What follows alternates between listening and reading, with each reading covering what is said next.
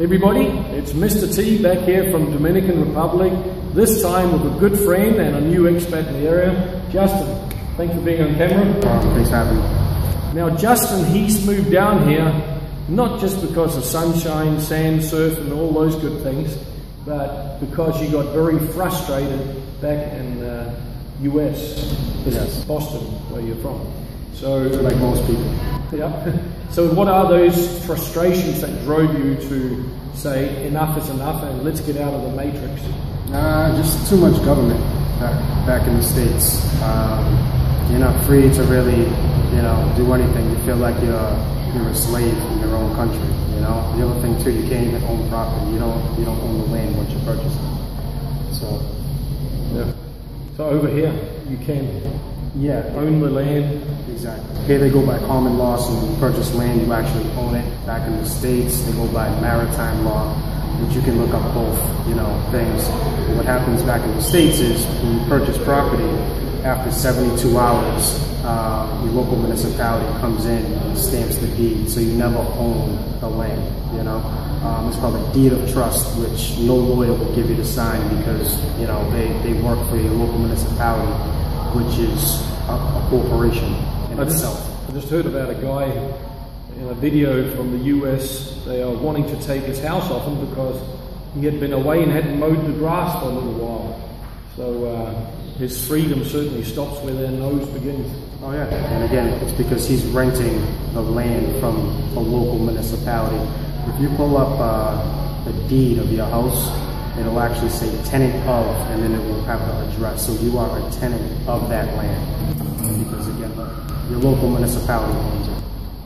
But they give people the impression that they own their place. Oh yeah, you pay ownership taxes and you don't own it. Oh, nice. Anyway, apart from that, we've talked a lot about, I call them normally cops or police officers. You call them policy enforcers. Yeah. Why is that? Well, police officers work for your sheriff's office, okay? Those are the only de jure government, they're constitutional officers. The city employees, the policy enforcers that act like officers in your local municipality, city or town, they are employees. They're no different than Walmart employees. But they carry guns, they've got police, SWAT teams, etc. written on them. Yeah. And we see a lot of videos, as much as they say this is a dangerous place, we hardly see any situations here, but over there, these policy enforcers come flying out against pregnant ladies, slam people into the ground, and I just watched one where they couldn't get the handcuffs on them, so the policy enforcer pulls the gun and blows them away. Yeah. I mean, this is crazy. I mean, back in the States, it is a police state right now.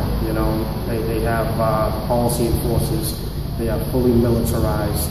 They have been given a lot of excess military equipment, and the police commanders also are trained in Israel, which is an open-air prison for Palestinians.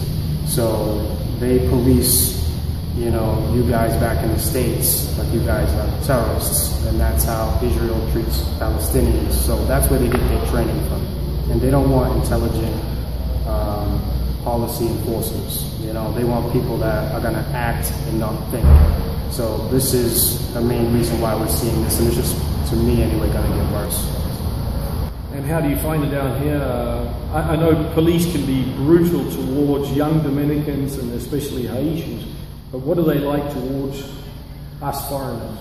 I could answer that one, but I'll let you do it. Yeah, it's like day and night. I mean, I don't feel nervous around the police here. They're more tranquilo.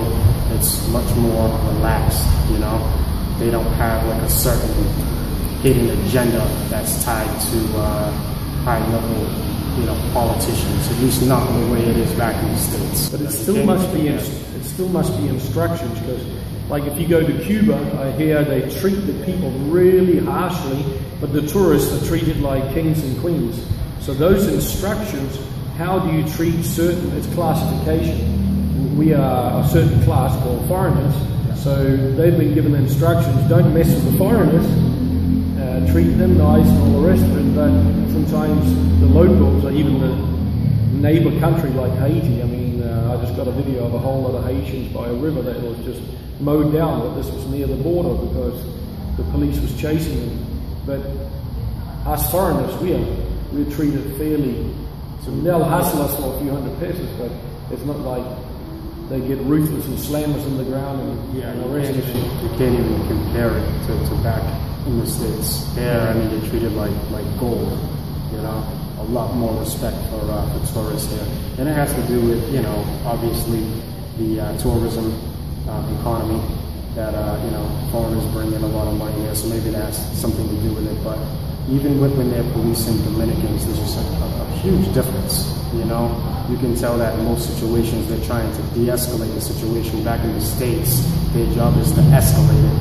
And I just put a documentary out called Upside Down World, or Welcome to Upside Down World, and there you see some brutality from some of these policy enforcers in the US. Just mention 5 or 10 things that you love about being here. Freedom. 10 times. But like I said, you can own property here.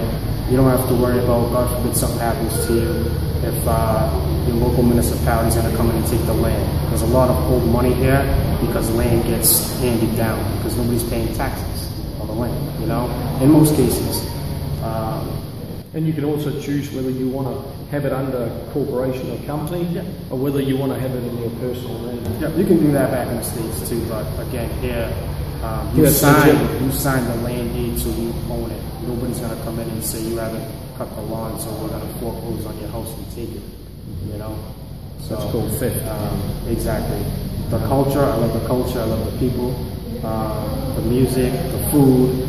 You know, you don't see a lot of GMOs here.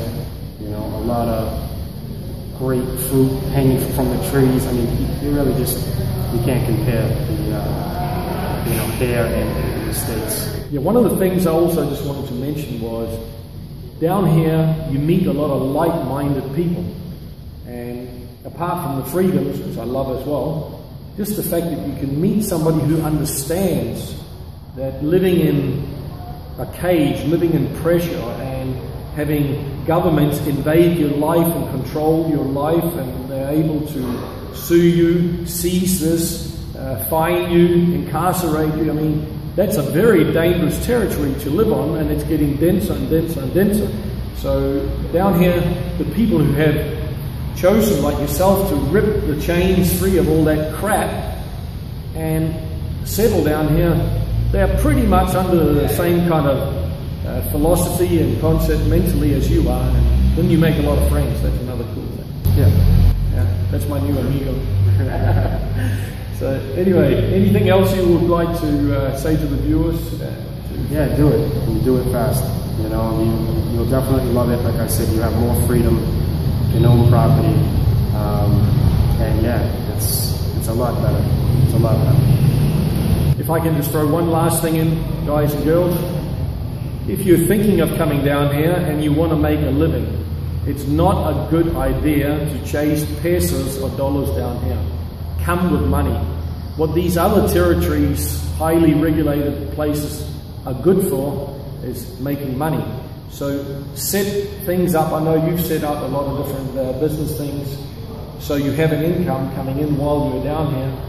And that's the smart way to do it. It's like filling a Mack truck. Back home you fill it with coconuts.